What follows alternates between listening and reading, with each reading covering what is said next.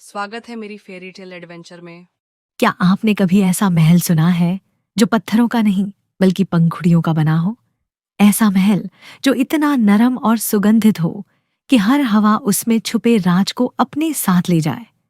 जादुई बगीचे के बीचों बीच एक गुलाब खड़ा था, पर वह कोई साधारण गुलाब नहीं था।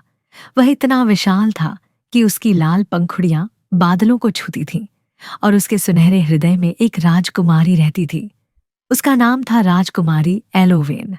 वह उतनी ही कोमल और उजली थी जितना उसका गुलाब घर। हर सुबह पंखुड़ियां खुल जाती और उसे दुनिया दिखाती, और रात होते ही वे बंद होकर उसे सपनों में सुला देती।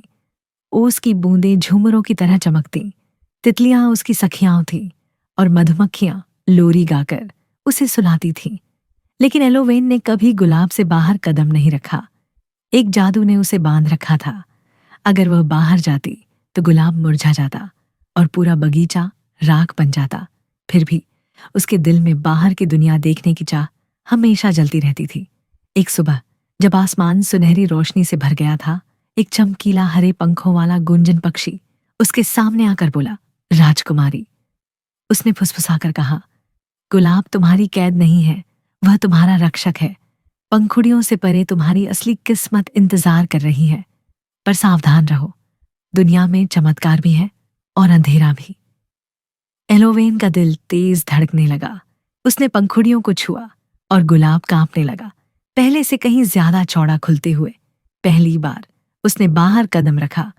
बगीचे के पार वह चीजें थीं जो उसने कभी न देखी थीं। गाती हुई नदियां, झुककर अभिवादन करते पेड़, और जानवर जो पहेलियों में बात करते थे। लेकिन उसके कदमों के साथ साथ छायाएं भी चल पड़ी। दूर घाटी में कांटों की डायन रहती थी। वह लंबे समय से गुलाब की सुंदरता से जलती थी।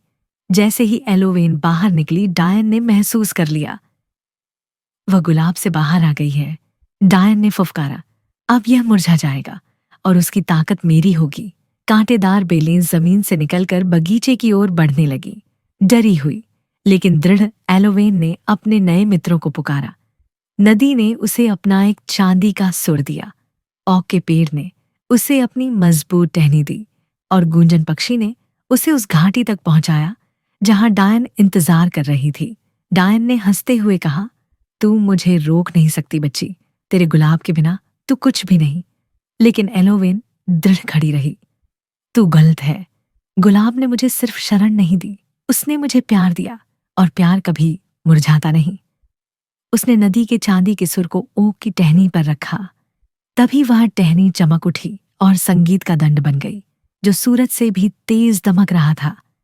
एलोवेन ने उसे जमीन पर मारा और कांटेदार बेलें बिखर कर पंखुड़ियों में बदल गई। डायन चिल्लाई और धूल बनकर हवा में उड़ गई।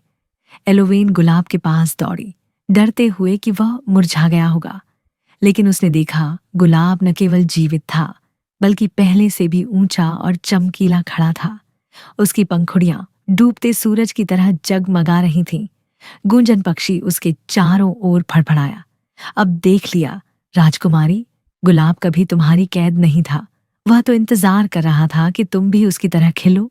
उस दिन के बाद से राजकुमारी एलोवेन गुलाब के भीतर और बाहर दोनों जगह रहती थी।